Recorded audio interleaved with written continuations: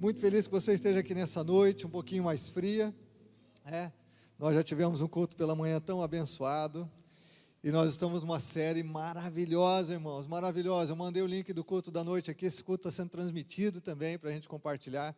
De manhã o frio, não sei se é o frio, nós tivemos alguns problemas técnicos com a nossa transmissão, e a gente fica feliz de estar transmitindo esse culto agora ao vivo. E eu quero falar com você, dando continuidade à nossa série O Deus Esquecido. E eu não sei se você tem ouvido muitas histórias de esquecimento, né? A gente está culpando o Covid agora, né, irmãos? Estava brincando com os irmãos ali. De manhã eu vi uma cena muito engraçada. Cheguei ali, estavam dois irmãos conversando, e um virou para o outro e falou: rapaz, me perdoe porque eu esqueci de trazer aquilo que eu tinha falado com você. Daí o outro virou e falou assim: rapaz, me perdoe também que eu esqueci até de pedir. Ou seja, falei, mas que conversa é essa, gente? Os dois esqueceram? Os dois esqueceram. Então, tudo na paz, né? Se os dois esqueceram, está tudo na paz. Nós estamos vivendo dias de muito esquecimento, talvez pelo número de informações que a gente tem. E quando a gente pensa no Espírito Santo, muitas vezes ele foi visto ao longo da história da igreja, da humanidade, como Deus esquecido. Eu não sei se você já memorizou o Creio em Deus Pai, o credo apostólico. Muitos de nós memorizamos isso na infância. É o credo dos pais da igreja, eles tinham um resumo da fé. Quais as afirmações bíblicas a respeito da fé cristã? Eu não vou mencionar ali todo, mas lembra que ele fala: crê em Deus Pai, Deus Todo-Poderoso, Criador dos céus e da terra, e em Jesus Cristo, seu único Filho, nosso Senhor.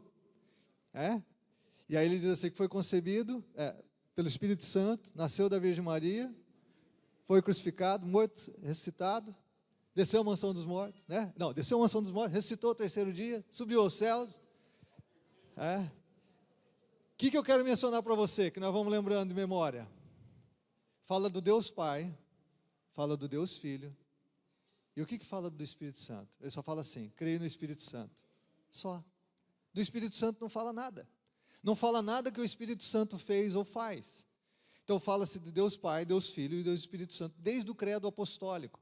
Por quê? Porque o grande desafio da igreja nos primeiros séculos era defender a divindade de Jesus, e por isso houveram os grandes concílios da igreja, defendendo a divindade de Jesus.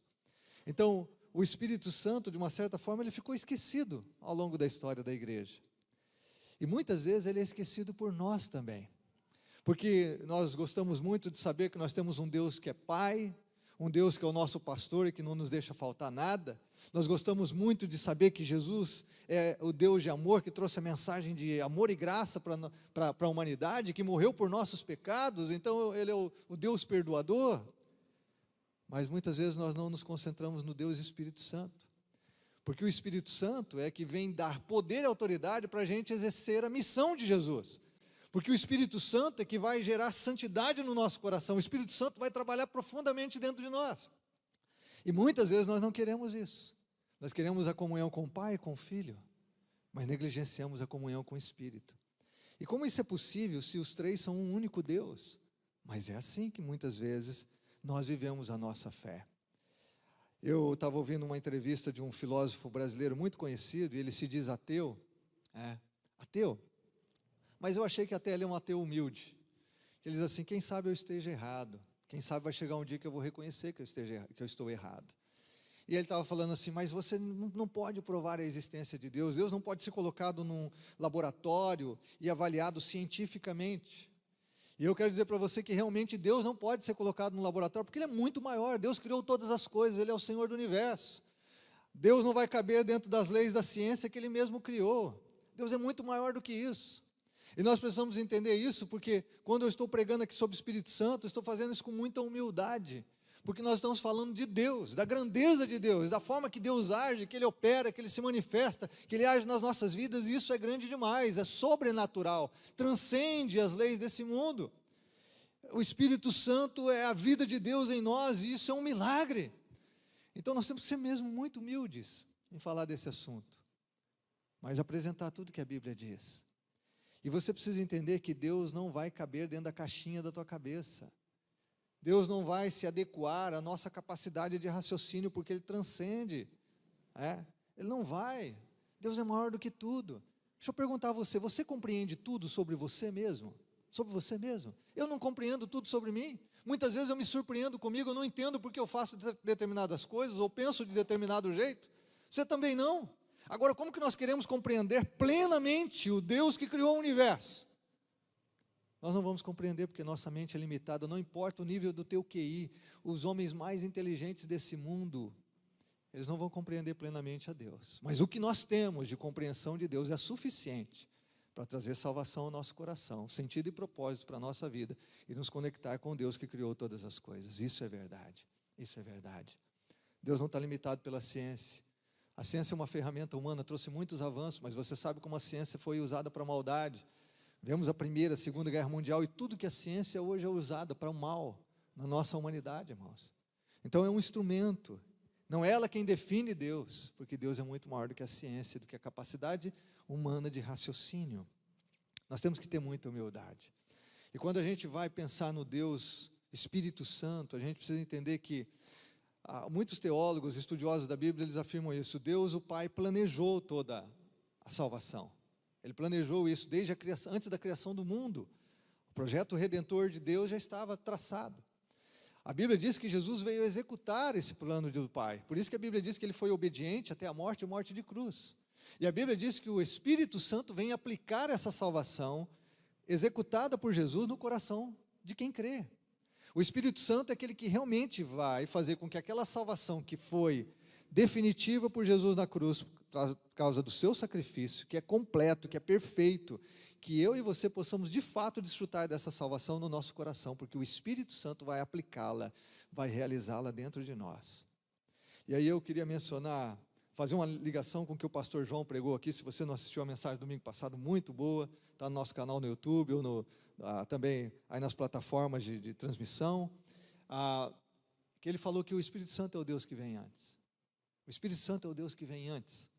Vem antes do quê? Vem antes da nossa compreensão do Evangelho, antes da nossa salvação.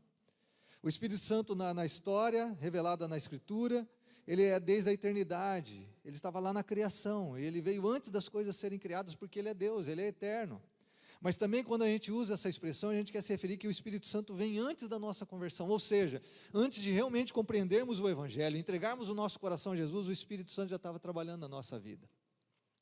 Eu tenho uma experiência.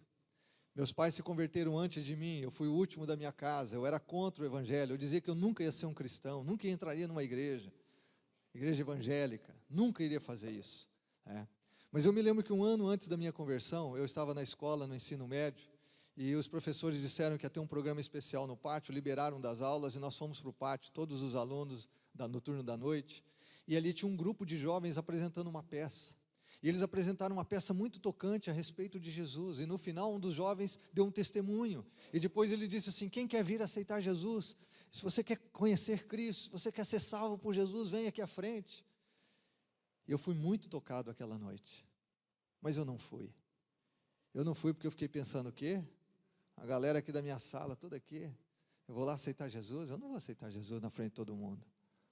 Eu não fui por vergonha, eu não fui por falta de compreensão plena do Evangelho. Eu não fui porque não queria me expor. Mas alguns jovens foram lá. Eu não fui, mas eu nunca esqueci daquilo que eu vi. Eu nunca esqueci do testemunho daqueles jovens. Um ano depois, eu vim parar no acampamento Shalom aqui em Londrina, que hoje a igreja administra esse acampamento, onde nós fazemos nossos encontros, e ali Jesus abriu os meus olhos. Ali o Espírito Santo desfez a minha cegueira espiritual, me deu capacidade de entender o Evangelho e de crer no Evangelho. E o que eu percebo, irmãos, hoje olhando em retrospectiva, é que Deus já estava trabalhando em todo aquele tempo. Deus havia levantado pessoas para orarem por mim, Deus havia salvo a minha família, Deus estava angustiando meu coração com as circunstâncias que eu estava vivendo, Deus estava abrindo os meus olhos, eu estava decepcionado comigo mesmo, com o meu pecado, com a forma que eu me relacionava com os meus pais, com o rumo que a minha vida estava levando. Tudo isso Deus usou para abrir os meus olhos.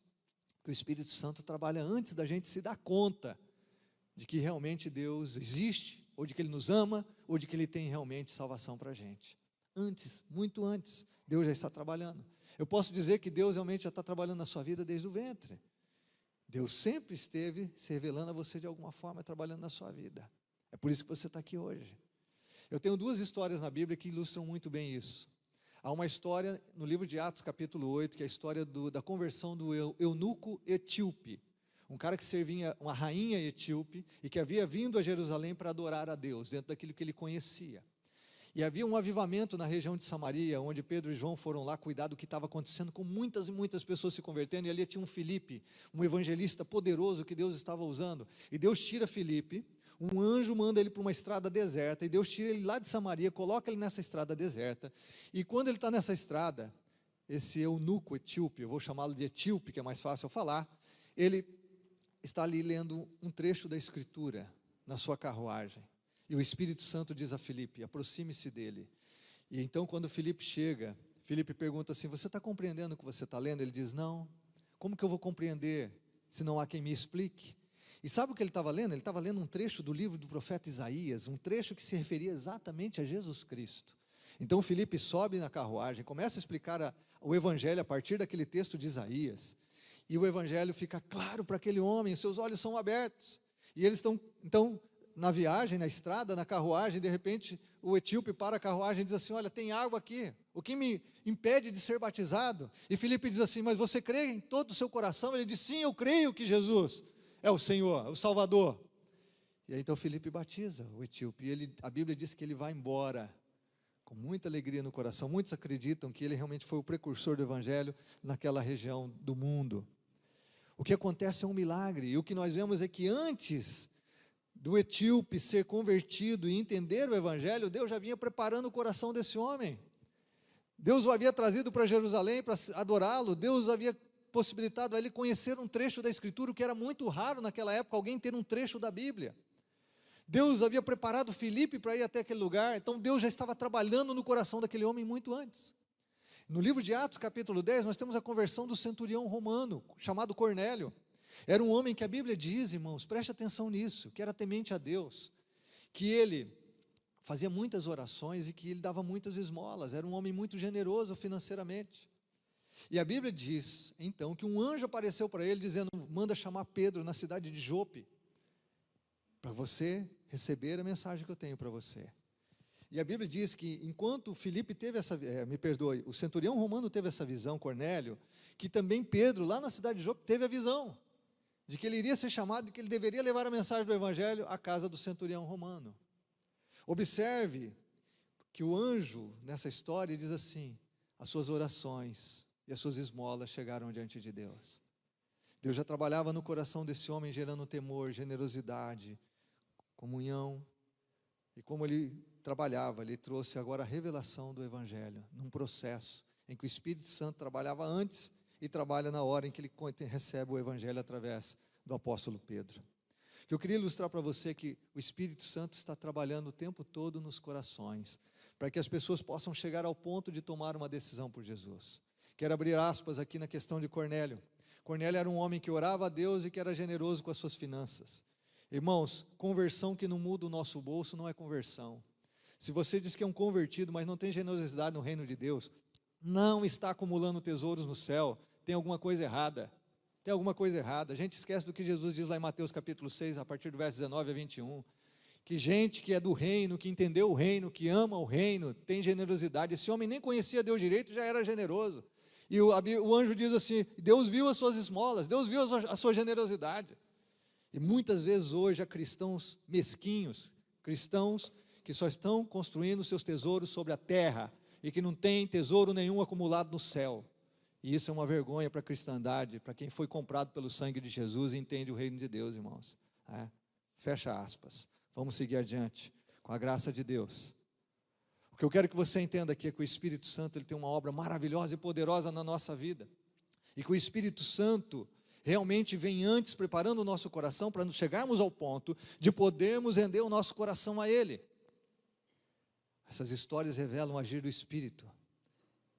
Antes que a gente se dê conta de quem é Deus, do seu amor, do que Ele tem para nós. Então eu queria falar dessa obra do Espírito Santo, meditando no texto que a pastora Marinês leu agora há pouco, com um pouquinho mais de atenção.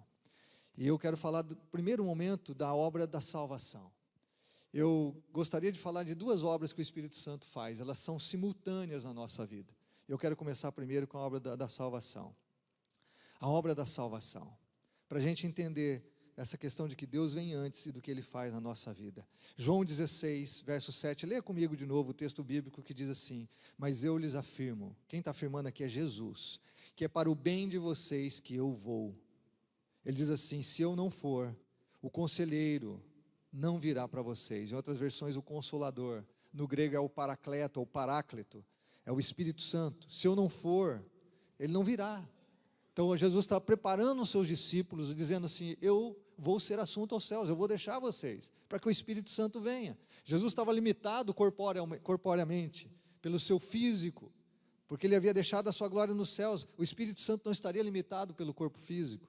E aí ele diz aqui: quando ele vier, convencerá o mundo do pecado, da justiça e do juízo. E preste atenção no que Jesus diz, ele diz: do pecado porque os homens não creem em mim, da justiça porque vou para o Pai, e vocês não me verão mais, e do juízo porque o príncipe deste mundo já está condenado. Eu queria que você prestasse muita atenção nessas palavras de Jesus. É importante mais uma vez eu destacar: nenhuma pessoa se arrependeria dos seus pecados e poderia crer em Jesus de forma salvadora, sem que o Espírito Santo convencesse do seu pecado. Nenhuma pessoa, absolutamente nenhuma pessoa. Arrependimento, assim como a fé, não é uma obra feita pelo pecador para merecer a salvação, irmãos, mas sim uma mudança de mente devido à obra do Espírito Santo que nos convence do pecado, da justiça e do juízo. E sem essa obra, o pecador jamais mudaria, pois ele prefere a sua própria vontade em tudo. Nós preferimos a nossa própria vontade em todas as coisas. Porém, com o convencimento do Espírito, ele pode então se arrepender dos seus pecados. E essa é uma decisão pessoal e voluntária, já que Deus convence, mas Ele não força a pessoa a se arrepender. Deus nunca arromba a porta, Deus nunca arromba o coração de ninguém. Ele é um gentleman, Ele é educado, Ele é amoroso, e Ele te oferece a oportunidade, mas Ele não vai forçar você a se arrepender. Ele não força ninguém, mas Ele vem para convencer. Ele vem para convencer, atuar no coração para que você chegue ao ponto de poder tomar uma decisão pessoal e voluntária e reconhecê-lo como Senhor e Salvador da sua vida, ou ao ponto de você rejeitar e dizer: não, eu não quero. O Espírito Santo trabalha no coração de todas as pessoas, das mais diversas formas, para que as pessoas possam chegar a essa decisão de se render ao amor de Deus, de realmente se arrepender dos seus pecados e crer no Evangelho. Essa é a mensagem central de Jesus: arrependei-vos e crede no Evangelho. Vamos pensar um pouquinho nessas frases aqui. Ele diz assim que, ao primeiro lugar, o convencimento do pecado. E pecado a gente precisa entender aqui que não é o pecado que diz respeito aos atos que cometemos que são pecaminosos. Não é matar, roubar ou mentir, não é isso o pecado aqui. O pecado é o estado de alienação de Deus de todo ser humano. É por isso que a Bíblia diz em Romanos 3:23 que todos os pecados estão separados da glória de Deus, destituídos da glória de Deus. Pecado tem a ver com a nossa posição diante de Deus. Todos somos pecadores. Por isso que não adianta, como eu disse muitas vezes, e vejo as pessoas dizerem até hoje: eu não mato, eu não roubo, eu não estupro, eu não faço nada de errado, eu vou para o céu. Não, não vai, você não vai para o céu por causa disso. Ninguém vai para o céu por ser bonzinho. Porque todos somos pecadores, todos estamos alienados de Deus, todos estamos separados de Deus por causa da pecaminosidade que habita o nosso coração. Ninguém vai por mérito próprio para o céu. Então, o que o Espírito faz aqui é convencer a gente. A Bíblia diz aqui: convence o mundo. O mundo significa que eu e você estamos nele. Diz respeito a mim e a você. Diz respeito a cada pessoa nesse mundo mesmo. A palavra mundo inclui a mim e a você. Ele vem convencer o mundo do pecado. E olha qual é o pecado. Pecado de não crer em mim. Pecado de não crer em mim. Coloca, por favor, para mim o texto que baseia esse ponto. Pecado de não crer em mim. Esse é o pecado, não crer em mim. Qual é o pecado que não tem perdão, irmãos? Pecado de não crer. Porque se você não crê em Jesus, você não tem um Salvador. Se você não tem um Salvador, você não é salvo dos seus pecados. É plenamente irracional. Se eu não creio em Jesus, eu não tenho o amor dele, eu não tenho a graça dele na minha vida, então não tem perdão. Se você mentir, tem perdão. Se você matar alguém, tem perdão. Se você se arrepender genuinamente, tem perdão. Ainda que Deus não quer de jeito nenhum que você faça qualquer uma dessas coisas. Qualquer outro pecado que eu pudesse mencionar aqui tem perdão, mas não tem o pecado de não crer não tem perdão. Quem não crê não encontra perdão, não encontra a graça. Não tem como conhecer Jesus como Senhor e Salvador. É por isso que a Bíblia diz aqui: o mundo precisa ser convencido do seu pecado. o pecado de não crer. O mundo precisa ser convencido do seu estado de alienação de Deus, porque a essência do pecado é a incredulidade. Nós pecamos porque somos incrédulos, é a descrença no nosso coração que nos leva ao pecado, é a descrença que leva à dureza de coração, é a descrença, a incredulidade. Conversava com uma esposa, uma irmã da igreja aqui, dizendo assim: pastor, eu choro pela conversão do meu marido, mas meu marido diz que ele nunca vai ser um crente, ele nunca vai ser um cristão. E às vezes o que ela não entende é que a essência de tudo isso é a incredulidade, é porque ele não crê em Deus. Não, mas ele crê em Deus. Não, ele não crê. Se ele cresce em Deus, de fato, ele se renderia a Deus. A gente pode ter uma fé, uma fé intelectual, uma fé cultural, como temos no nosso país, mas ele não crê de fato. Esse convencimento é só pelo Espírito Santo, de abrir os nossos olhos, dizer: existe um Deus sim, um Deus que morreu por mim por causa do meu pecado, da minha rebeldia, da minha alienação de Deus, por causa da dureza do meu coração, e eu creio agora entendi, porque eu fui convencido pelo Espírito. A incredulidade é a fonte de todos os pecados que nós cometemos. E o Espírito Santo precisa vir nos convencer desse pecado, que é o ponto nevrálgico da nossa natureza pecaminosa. Eu gosto de uma frase do pastor Tim Keller, que ele afirmou assim: o evangelho é esse: nós somos mais pecadores imperfeitos do que jamais ousamos acreditar, irmãos. Nós somos mais pecadores imperfeitos do que jamais ousamos acreditar. Mas ao mesmo tempo somos mais amados e aceitos em Jesus Cristo do que jamais ousamos esperar. É verdade, temos um Deus de amor e graça que nos ama desde que você deu o primeiro suspiro nesse mundo, desde que você saiu do ventre da sua mãe. Antes mesmo disso, Deus já amava você. Mas nós somos pecadores miseráveis, e a menos que nós entendamos isso, nós não vamos compreender o amor de Deus. Por que o amor de Deus não é importante para as pessoas, para muitas pessoas? Porque se ela não compreende a sua pecaminosidade, ela também não compreende a grandeza do amor. Por isso que Jesus, para aquela mulher prostituta que estava lá no jantar, na casa de Simão, o fariseu, Jesus disse: quem muito amou, quem muito foi perdoado, muito ama. Porque se eu e você não reconhecemos a nossa pecaminosidade, nós não vamos de nenhuma forma também reconhecer a grandeza do amor e do perdão que são oferecidos em Cristo. Você entende isso? E é muitas vezes isso que falta na nossa experiência cristã. Você pode frequentar o culto 100 anos, você pode ter nascido numa igreja cristã, numa família cristã, você pode servir no ministério, você pode ser um líder, se você não reconhecer a miséria do seu coração, não há salvação. Não há, de fato, um novo nascimento. Se nós não reconhecemos a nossa pecaminosidade, eu vejo tantas pessoas que frequentam a igreja, irmãos, que não são salvos. Não experimentaram o novo nascimento, não tem paixão por Jesus, não tem paixão pelo reino, não tem visão do reino, vem a vida da mesma forma que qualquer ímpio vê, qualquer pessoa que não recebeu a revelação do evangelho, porque nós nos convencemos de coisas, mas não fomos convencidos de fato pelo Espírito, não fomos convencidos de fato pelo Espírito. A gente passa a reconhecer Jesus como Deus, quando a gente reconhece quão indignos e merecedores nós somos do seu grande amor. E aí esse amor passa a nos constranger, ele passa a nos levar a amar a Deus, a servir a Deus, a honrar a Deus, a obedecer a Deus, porque somos constrangidos por esse amor, porque reconhecemos a nossa miséria, quão indignos nós somos da salvação. E essa é a oração da igreja, que pecadores entrem pelas portas do templo da igreja e que possam ser convencidos da sua real posição diante de Deus, uma posição de alienação de Deus, que precisam de reconciliação com Deus. Por isso que o apóstolo Paulo diz em 2 Coríntios capítulo 5, que esse é o evangelho: Deus estava em Cristo reconciliando consigo mesmo o mundo, não imputando aos homens os seus pecados, e nos deu o ministério da reconciliação.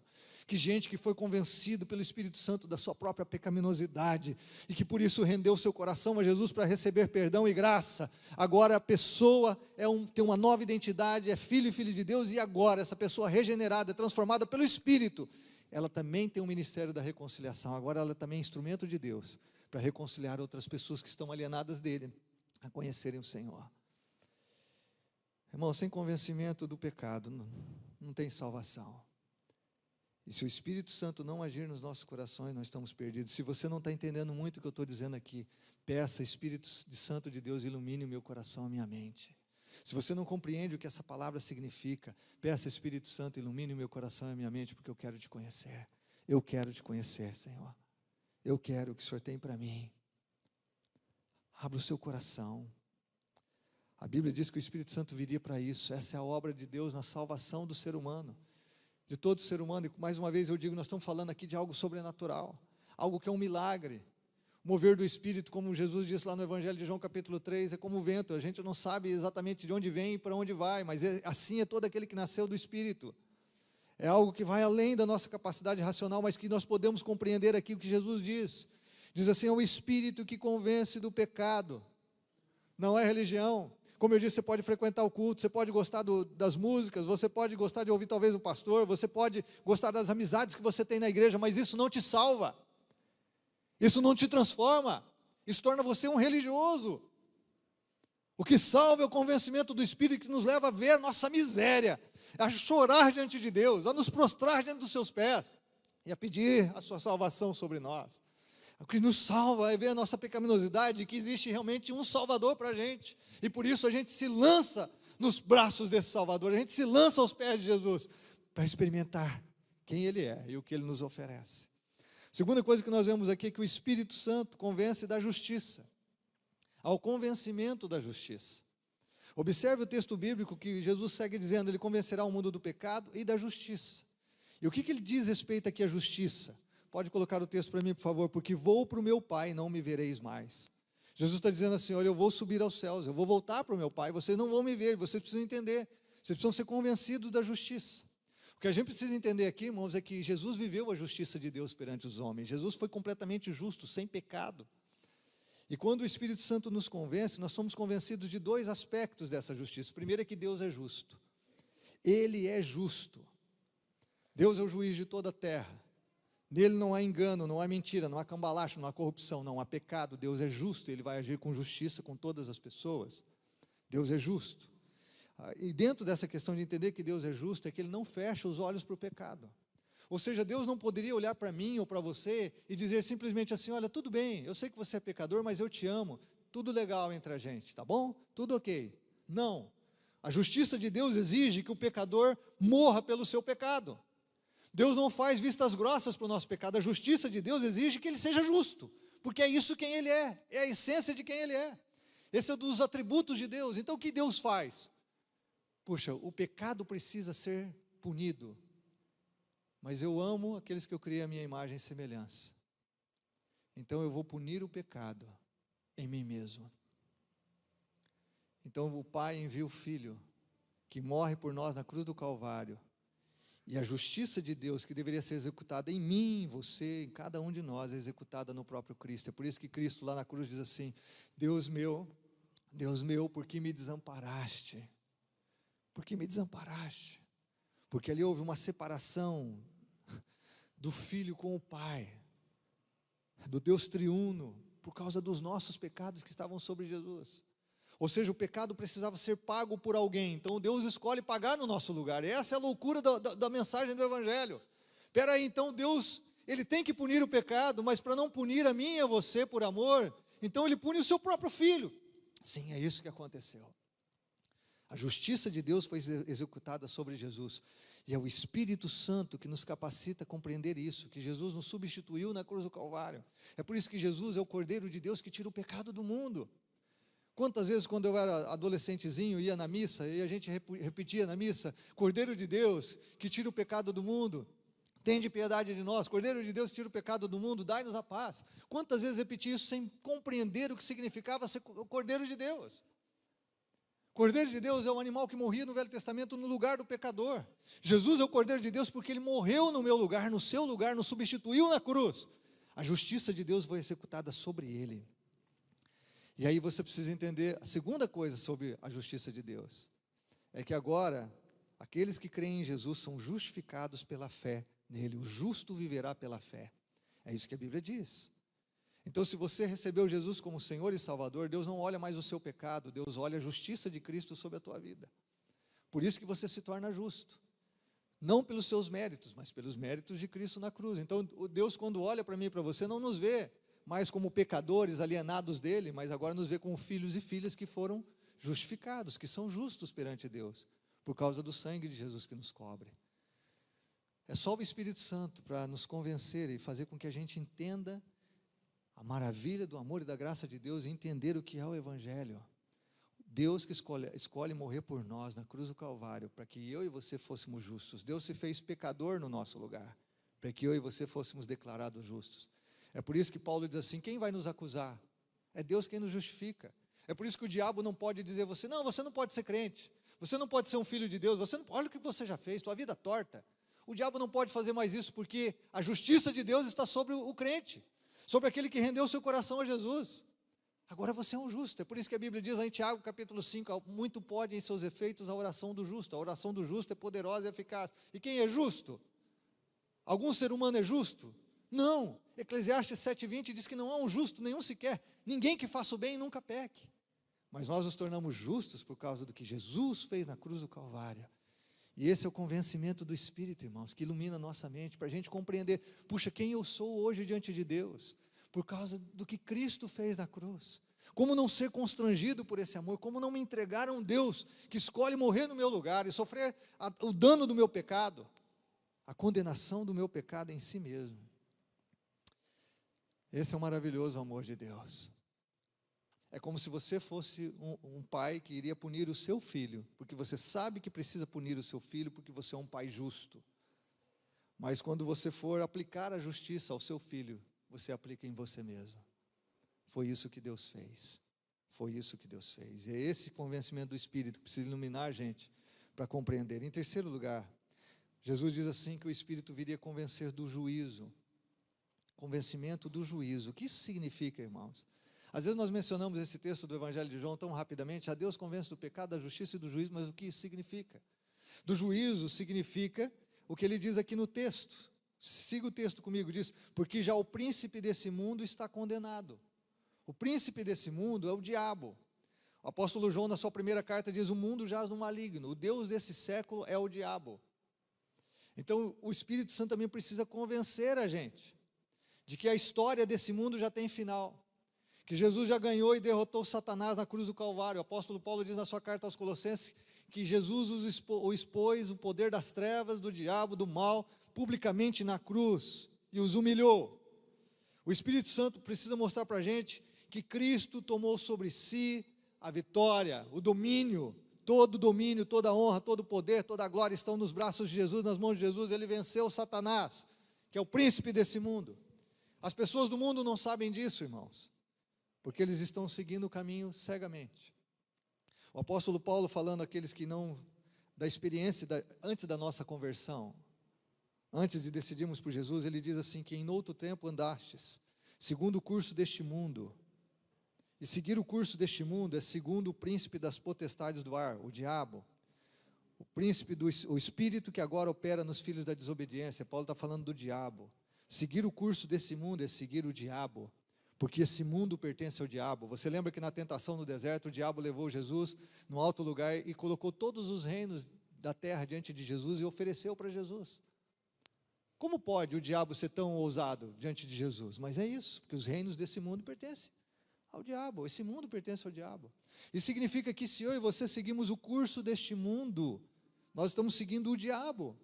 Se eu e você seguimos as práticas desse mundo, se nós não temos o mínimo discernimento de entender que a nossa cultura é pecaminosa, que a nossa cultura ofende a santidade de Deus, que a nossa cultura afasta as pessoas de Deus, e nós seguimos o curso desse mundo como a maioria das pessoas fazem, nós precisamos entender que nós estamos seguindo o diabo, porque é o diabo que domina esse mundo. Observe, o diabo domina a moda, o diabo domina a mídia, o diabo domina a política, o diabo domina a economia do mundo.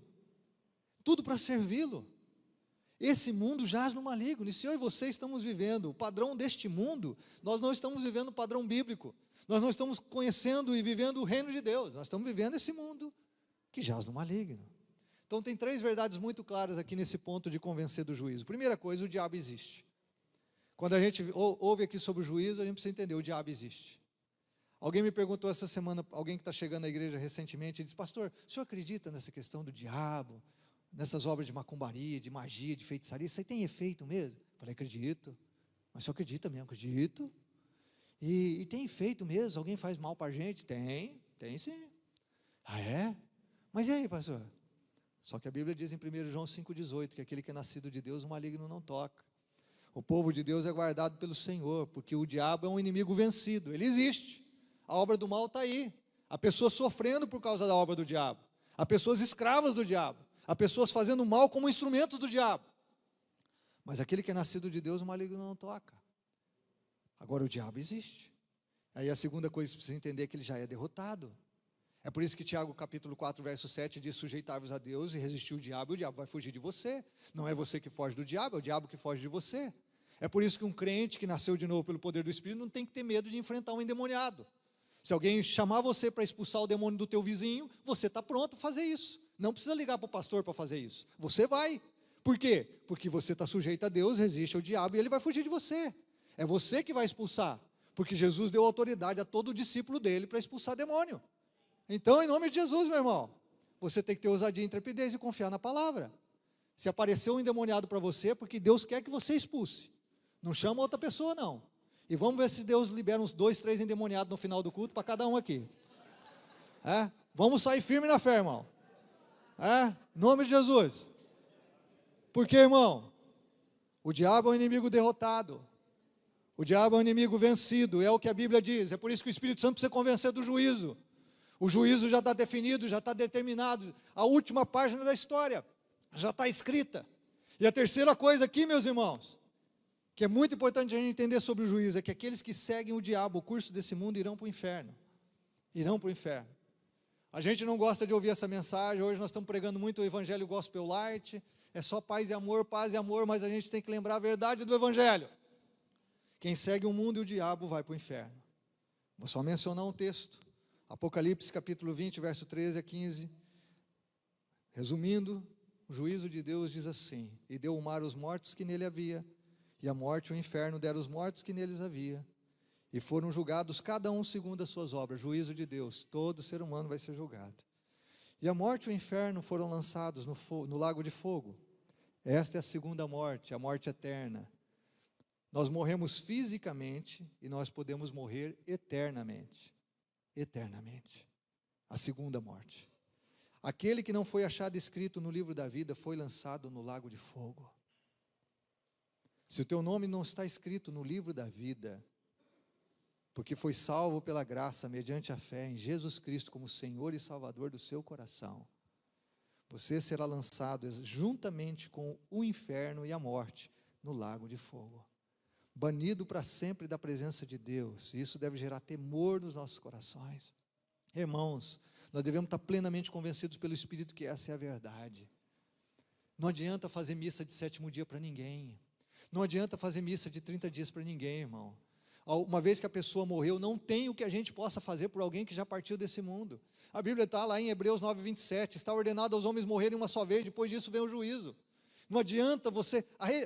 A religiosidade humana tenta criar atalhos, caminhos que são mentirosos, enganosos para as pessoas, para se livrar da verdade, de que se nós não recebemos Jesus como Senhor e Salvador das nossas vidas, se nós não fomos ao ponto de reconhecer nosso pecado e nos lançarmos aos pés do Salvador, de que nós vamos para o inferno.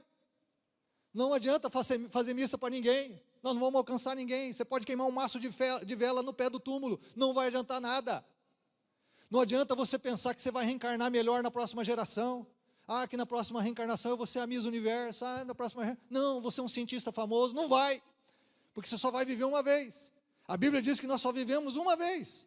E depois disso vem o juízo. O que passar disso, irmão? É mentira do diabo para enganar as pessoas. Eu não falo isso aqui com raiva, nem com... Não, é com amor.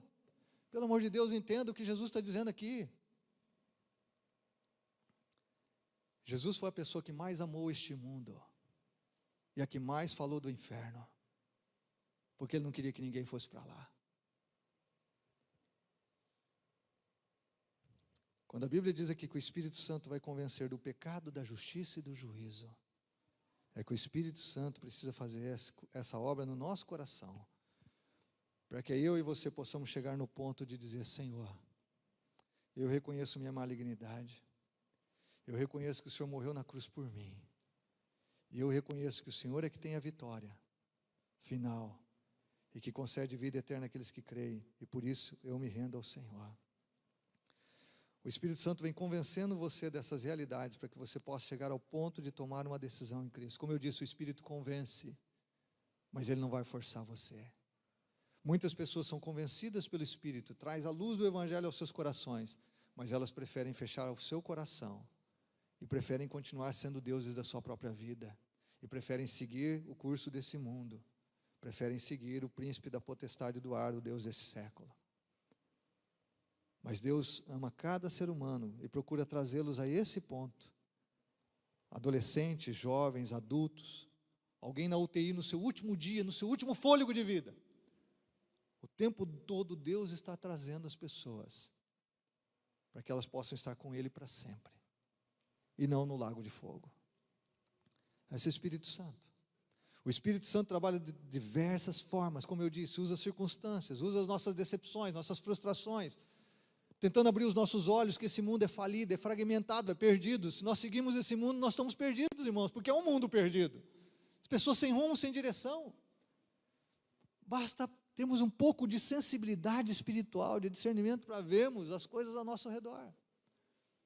E que mesmo a ciência, a racionalidade humana, a filosofia, as artes, a música, o que quer que seja, não são respostas plenas para o dilema do pecado no coração do ser humano. O Espírito Santo trabalha de tantas formas para alcançar o nosso coração. E eu, ao pensar sobre isso, sobre o juízo de Deus, eu me lembrei da conversão de um amigo. Ele estudou algum tempo comigo aqui no seminário. O cunhado dele estudou comigo vários anos. E esse menino, irmãos, ele fumava um baseadinho. Ele gostava de um baseadinho, sabe? E ele gostava também de tomar um chá de cogumelo e ficar meio chapado. Só que os pais dele haviam se convertido. A irmã também. Ele só tinha uma irmã, eles haviam se convertido, e os pais falavam para ele: filho, você precisa receber Jesus no seu coração, olha, Jesus vai voltar, cara, Jesus vai voltar, você vai ficar, o pai e a mãe quer você lá no céu com a gente quer toda a nossa família no céu. E ele debochava, ele estava na balada, ele estava, curtindo a vida. E aí esse meu amigo contou a conversão dele. Um sábado à noite, ele tinha ido fumar uns baseados com a galera, tomar um chá de cogumelo, tal, ficou chapadão. Voltou para casa de madrugada, entrou em casa, e aí bateu uma angústia no coração dele. E ele foi procurar os pais, abriu a porta do quarto, os pais não estavam. Abriu a porta do quarto da irmã, a irmã não estava. Quando ele não viu ninguém dentro de casa, ele entrou num desespero, porque ele achou que Jesus tinha voltado e ele tinha ficado. E ele ficou desesperado, e ele diz que ele caiu no chão da sala e começou a pedir misericórdia de Deus: misericórdia, Jesus, o Senhor voltou e eu fiquei, minha família foi. E ele começou a chorar, desesperado, e pedir a misericórdia de Deus, e ficou ali um tempo, em pranto, chorando, angustiado, sem saber o que fazer. E de repente os pais chegaram. Os pais estavam numa vigília de oração na igreja. Os pais entraram. E quando ele viu os pais, ele abraçou os pais em pranto. E ele contou o que ele estava sentindo ali. E ele contou o que ele estava fazendo. Ele contou que ele estava clamando a Jesus misericórdia, porque ele não queria ficar nesse mundo. E Deus ouviu aquele menino chapado, que tinha fumado um baseado. Os pais oraram com ele ali, irmãos. Ele recebeu Jesus como Senhor e Salvador. Aquele menino nunca mais foi o mesmo. Nunca mais. Ele se tornou um missionário. Faz uns anos que eu perdi o contato com ele, mas um casamento lindo, servindo a Deus, ele e a esposa, no reino de Deus, por uma obra do convencimento do Espírito, que trouxe a ele a um ponto de decisão, porque o Espírito Santo trabalha de tantas formas diferentes para alcançar corações. Eu não estou dizendo aqui, você nessa noite, que você tem que fumar um baseado e tomar chá de cogumelo. Entenda que para você se converter em nome de Jesus, não é isso que eu quero dizer. O que eu quero dizer é sim, que Deus vem com o seu Espírito em todo o tempo para abrir espaço no nosso coração, para que a gente possa reconhecê-lo e a gente possa se entregar a Ele. Toda vez que o Evangelho está sendo pregado, nós temos dois grupos de pessoas. Nós temos um grupo de pessoas que ainda não foram salvas. Nós temos um grupo de pessoas que já foram salvas. E nessa noite não é diferente. Há pessoas aqui que ainda não se renderam a Jesus com todo o seu coração. Há pessoas aqui que ainda não nasceram de novo pelo poder do Espírito. Há pessoas aqui que não podem dizer que de fato foram convencidas do seu pecado, da justiça e do juízo de Deus. Eu posso falar isso sem medo de errar. Há pessoas aqui que ainda são religiosas. Há pessoas aqui que ainda estão no processo de Deus. E se Deus trouxe você até aqui nessa noite, é porque Ele não desistiu de você. É porque Ele ama você. E é porque Ele quer que você se renda ao amor dEle, para que você seja de fato filho e filha de Deus. E experimente a obra da salvação, que só o Espírito pode operar no coração do ser humano. É Ele pegar um pecador perdido, miserável, alienado de Deus, como eu era, como muitos de nós éramos e como alguns que estão aqui são, como o mundo lá fora é, e tornar você num homem, numa mulher de Deus, num jovem de Deus, num adolescente de Deus, que ama Jesus, que ama o reino, que consagra a Ele sua vida, que consagra o seu corpo, que ama adorá-lo, que ama ter comunhão, que ama realmente buscá-lo, que ama servi-lo, que ama honrá-lo com a sua vida. É um processo que vai se consolidando. Depois, num outro dia eu vou falar da segunda obra do Espírito. Era para falar as duas, mas Deus de manhã já me levou para falar só da primeira, então estou falando também nesse culto aqui só da primeira obra do Espírito, que é a obra da salvação. Mas há um coração que se volta para Deus. Deixei de ser alienado de Deus, deixei de ser o Deus da minha própria vida e me rendi completamente a Jesus, mesmo não compreendendo todas as coisas, mas compreendi o quê? Que Ele é Deus. Compreendi meu pecado e compreendi que Ele é Senhor e Salvador. E é Ele que eu quero viver o resto da minha vida. É Ele que eu quero me consagrar. Irmãos, amigos, Jesus está aqui porque a Bíblia diz, e eu creio que Ele está aqui, Ele está em nosso meio, Ele habita o coração de todo aquele que crê. E nós como igreja precisamos orar sempre. E orar nessa noite. Orar nessa noite para que o amor de Deus inunde os nossos corações. Abra os nossos olhos e nos leve a compreender o que é o Evangelho do Senhor. Compreender quem é Jesus na nossa vida. Como eu disse aqui, nós podemos ser simpatizantes de Jesus. Nós podemos ser bons religiosos, mas que continuam amando a si mesmos. Continuam colocando a sua vontade acima da vontade de Deus. E isso não é salvação. Cristianismo não é uma lista de faça isso ou não faça aquilo. Cristianismo é um relacionamento pessoal com Deus através de Cristo Jesus, nosso Senhor, que é operado no coração daquele que crê pelo Espírito Santo. Isso é cristianismo. Cristianismo não é uma religião, não é o esforço do homem para alcançar Deus. Cristianismo é um relacionamento pessoal com Deus em Cristo, pelo Espírito Santo. Se você nessa noite não tem um Espírito, conforme Romanos 8,16, que testifica com o seu Espírito que você é filho de Deus, Deus está te chamando para Ele nessa noite. Deus está mais uma vez chamando você a reconhecê-lo como Senhor e Salvador da sua vida. Deus está mais uma vez chamando você a se arrepender dos seus pecados e a reconhecer que Ele é teu Salvador. Voltar o seu coração para Ele. Muitas vezes nós pensamos em pecados, na mentira, na promiscuidade, na pornografia, seja o que for, irmãos. Mas os nossos atos são produtos da nossa alienação de Deus. Alienação de Deus. E se Jesus resolver a questão da incredulidade no seu coração, Ele também vai resolver a questão dos atos pecaminosos que são oriundos de um coração incrédulo. Eu queria pedir para você fechar os seus olhos nesse momento. Queria pedir para você orar ao Senhor, seu coração. Se você está aqui nessa noite e ainda não se rendeu completamente, a nossa oração nessa noite é que o Espírito Santo esteja fazendo aquilo que Ele disse que veio fazer. Ele veio nos convencer, não nos forçar, mas nos convencer que o pecado domina o coração da gente. Nos convencer de que Jesus pagou o preço no nosso lugar para a gente não precisar pagar. E nos convencer de que existe um juízo. E que o teu lugar, meu irmão, teu lugar, minha irmã, nesse juízo não é entre aqueles que serão lançados no lago de fogo. O teu lugar é não estar nesse julgamento, porque você já foi justificado pelo sangue de Jesus. E o teu nome está escrito no livro da vida. Se você está aqui nessa noite e ainda não rendeu o seu coração a Jesus de fato, aproveite a oportunidade que a graça, a misericórdia de Deus está te oferecendo. E renda-se a Ele. Não pense como eu lá quando estava na escola. O que a galera vai pensar? Eu pensei mais na minha imagem do que no meu pecado. Eu pensei mais na minha imagem do que no amor de Deus que estava sendo oferecido a mim. Pense no seu pecado e o quanto o amor de Deus vai curar você, vai libertar você, vai salvar você.